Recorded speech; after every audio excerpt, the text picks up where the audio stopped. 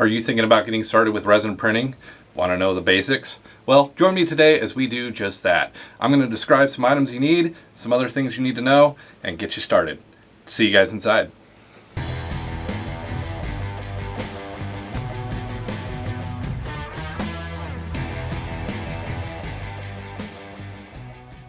Hello and welcome to today's video. Today's video, as I said, we are getting started with resin printing. Now, what does that mean? We're going to talk about some of the basics, some things you'll need, and basically getting your printer leveled for the first print. That's what we're going to cover today. So short, sweet, couple things, some conversation. We're going to go level a printer, and then we're going to get started with that first print. So one of the first things I want to talk about is safety. So safety is very important when we look at these printers, and resin is very different than PLA or FDM printing because we're working with a liquid chemical that can burn your skin. So safety is very important. One of the most important things to me was eye protection.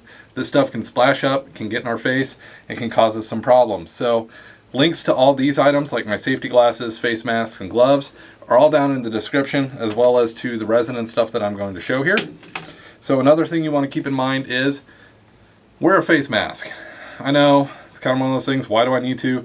You don't want this stuff to splash up in your face and get in your mouth or anything like that. And there is some resins are worse than others that have fumes. So you definitely want to take and protect yourself. You don't want to get this stuff in your lungs. So make sure you're doing that. And most of all, nitrite gloves. So make sure you're wearing gloves when you handle this material. You don't want this to hurt your hands, and definitely don't want to get discouraged at printing. So safety, key points right there. Make sure you get good stuff. So, because you're going to need to make sure you practice safety when you do this printing. So if you guys are enjoying any of this content right now, hit that like button, hit that subscribe button, join the crew. And if you have questions about any resin printing, FDM printing, leave me a comment down below. So some other items that you may need is, these come with the Mars printer, but it is a paper screen filter. So if you ever have too much resin and you need to pour it somewhere else or pour it into another jug, you don't want chunks to come out with it. So these screens in here help.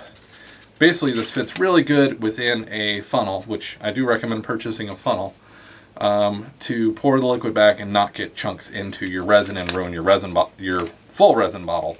So these come with it, but I do recommend getting some more. Also, the FEP film that sits in the bottom of your resin tank. I've broken it twice in 4 months because of stupidity, I think, for the most part. But these don't run too much. There's 5 of them in this pack. They fit most of these printers. And, you know, I think this costs 20 bucks for 5 spares. So if you want to see a video on me replacing one of these, leave me a comment down below. Then, of course, for cleaning, you want 90% isopropyl alcohol to help clean up anything, make sure your screens are clean and good to go. So definitely recommend that. Also, one thing I've learned during the cleaning process, post-printing, is small parts. I have the Anycubic Cure and Wash Station is the one I chose to go with. And I found that little parts just fall through, get in the blade, and get torn up. Well, this tea infuser works perfectly. Put the little bits in there, put this in your denatured alcohol cleaning solution, and you'll get your clean parts. So definitely something I recommend. Also, I had a problem with sticking on the FEP films, and I learned that PTFE lubricant is great. Put a thin layer, let it dry on the top of your FTP, then pour in your resin, and you won't have a horrible time with sticking. So that's an awesome thing. Also, the resins I've been using. I've been using Mars gray resins. They work great for me. This is their ABS polymer, but I've been mostly using their standard photopolymer resin. It works really well. I like the quality I get out of it. It works great. Also, make sure you have a Windows or a Mac PC. You'll need to download Chitubox, which comes usually on the thumb drives. Now, the printers I've worked with are the Creality LRD002 and the Mars Pro. I have 2 of those. Both work great. If I was just starting out, the Creality LRD002, definitely my go-to. That thing has been tried and true, very few adjustments. The Mars Pro takes a little bit more work of adjusting, leveling, and different things like that, which I'm going to show you leveling on a Mars Pro here, Mars Pro here shortly. because I had an FEP tank break, and it's a perfect time to re-level it. Since I'm putting in new FEP paper and everything, it might throw adjustments off. So, but just kind of what do you get with resin printing? Well, all honesty, you get really nice, clean, elegant, detailed prints. So these are just a few prints that I've done completely in resin that give great they give great looks. So anything from figurines to this is completely resin printed. I print it all in parts and assemble it, and you know, I'm just having a lot of fun printing. But like I said, even the figurines, this is Tali Zora von Normandy from Mass Effect 3. Just figurines that you can print and work on and get ready to paint. So honestly, it's really cool. Keep in mind, when you want to do resin printing, you don't need just the resin printer, you're also going to need to cure it. So one chemical you'll need to get, and I'll put a link down in the description for this as well, is denatured alcohol. It's recommended for cleaning, the cleaning process of a resin after you print. That way you get all the excess resin off, everything, you get your model before you cure. So I went with the Anycubic Clean and Cure Station. Basically it's a 2-in-1. The tank comes, you just lift the tank in, it's magnetic, it washes really well in the 6-minute process, and the curing process does really well too. You just pick up your tank, put the table on, and cure your model. So it's a really good one as well that I do recommend. Link down in the description down below for that one as well. For everything I've talked about, there will be a link in the description. So again, if you're enjoying this content, hit that subscribe button. So printers pulled out of the box. Honestly, there's not a lot of assembly to do with these. It's mainly getting rid of the packing material, then get it level, and away you go. So we're going to do the leveling, we're going to get your printer ready, and then in a follow-up episode, I'll demonstrate Chitubox and actually printing a model.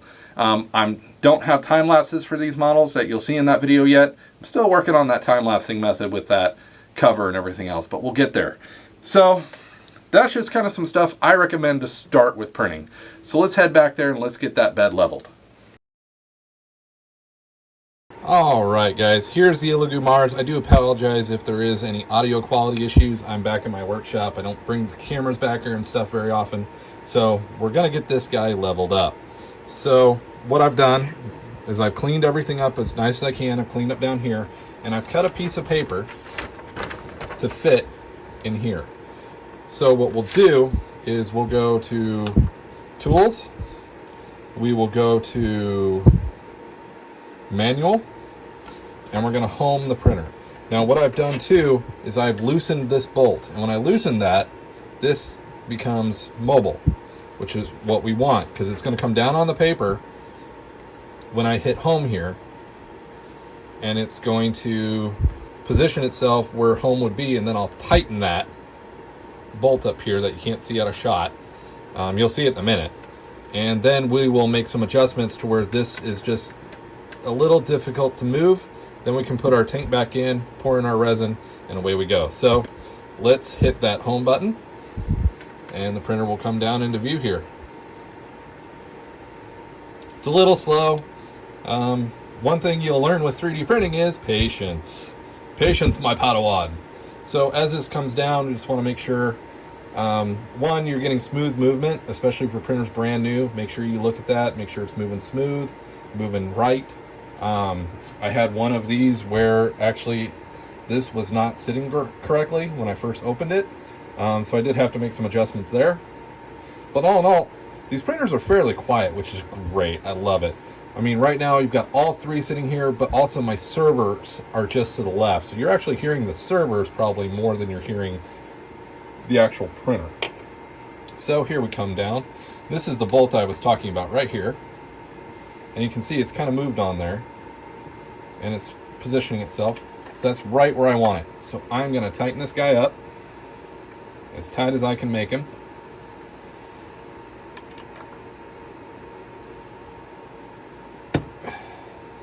So I don't want him to move. I'm going to make sure this guy's tight too. Now, right now I can't move the paper. So I'm going to go down here. I'm going to go click on 0.1 millimeter. I'm going to raise it up 1. Now see how my paper can move? That's perfect. That's what we want. So I'm going to hit back, and I'm going to set Z equals 0, and I'm going to confirm it. Whoops. And then you're done. You're leveled. You're ready to go. So you can hit back. Well, actually, I need to raise this back up, so I'm going to go to manual. I'm going to click 10 millimeter. And I'm going to raise that up 3 or 4 clicks because I got to get my resin tank back in here.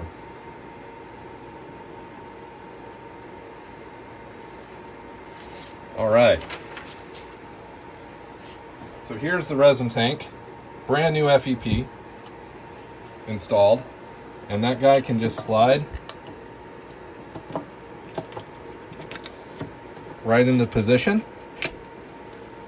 where we want it. We'll tighten him in place.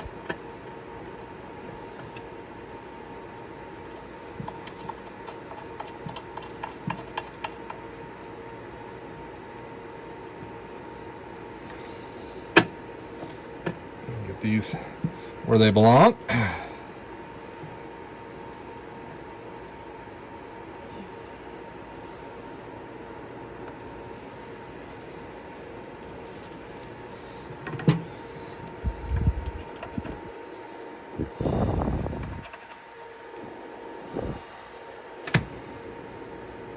Normally this is not an issue, but I think it's because I've got brand new FEP on it. Make sure you don't bump your plate. Get that tightened down. We're ready to pour resin, which is what I'm going to do. I very much like the standard gray, so we're going to pour that in. One thing before you pour your resin in, shake it up real good. Then making sure you've got your goggles and everything on, you got your gloves. Pour that on in. You don't need to fill the bay depending on what you're printing. Make sure you clean up anything that gets outside the tank. I just bought some really cheap shop towels. Now, one thing to remember too, don't ever pour this down your drains or anything like that. Resin, you're going to have to dispose of in a different way. So now we're set. We replace our cover. Then we go back. I already have a pre-sliced model, so I'll go to print.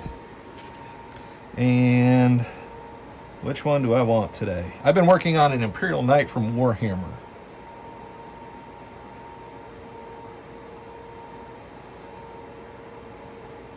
I'm gonna print a set of Thunderstrike gauntlets.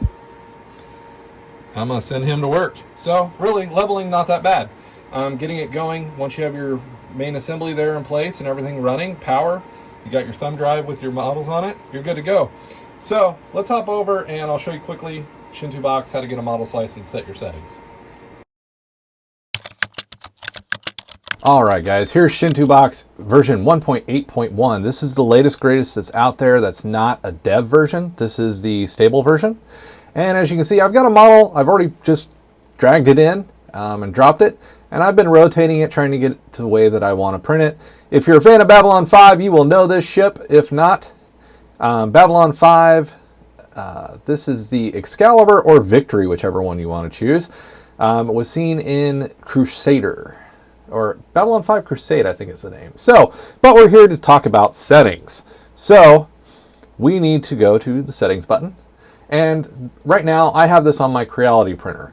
So, based on what machine you have, what resin you have, you need to come in here and make some adjustments. So, resolution, a lot of times there are default printers that you can add in here and that will do this for you, but you probably need to make some tweaks as you go through. The key piece that is resin and then print. Print is very important because here is your exposures and everything to get your resin to work correctly and build your model.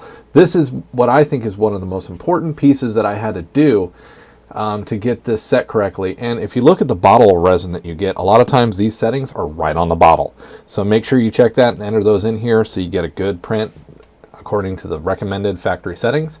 Then advanced, I just have a few things here. So basically, here's my starting print settings for both printers. So kind of one of those things. I'll give you guys my base settings for the Ilugu resin and my two printers. So Good luck. I hope you guys enjoying here. One thing else I will show you is if you pop up here, here's your model. Here's your model rotated on the plate. You pop over here. Here's where you put in your supports and everything to get this thing to print correctly. You can see below here it's processing the model right now for me to make sure it gets the good settings and knows what to look at, because we got to make sure we get good support, because we don't want this stuff to fall off and then stick onto the bed of the printer, and then you got a mess. That's how I broke my FEP. So here we go, and I clicked on, I hit plus all, which added supports to the entire model for me. I can add manual supports, but it's not really necessary. So I am actually going to click back over. I'm going to hit that slice button, and where did I exceed the platform? I don't see red. Ah, right here, I exceeded my build platform. It's just a support. I don't care about it. So we'll keep moving forward, and you can see it's slicing my model. Then all I got to do is save this in my thumb drive, go plug the thumb drive into the printer, and start printing. So hopefully you guys have good luck and get started right off the bat with your first print. If you guys have problems or questions with these resin prints and want to see more detail, make sure you let me know in the comments down below. All right, let's head back there and get that printer leveled. All right, guys, that's kind of the basics. If you want to see me unbox these printers from the box, let me know down in the comment below. I do have the footage of me taking the printer out of the box. Like I said, though, it's mostly packed with packing material. The only thing I really had to put on was raise it and put the actual head on, which is just a bolt, and then level it. That's really a lot of the work that you have to do to get this printer ready to go.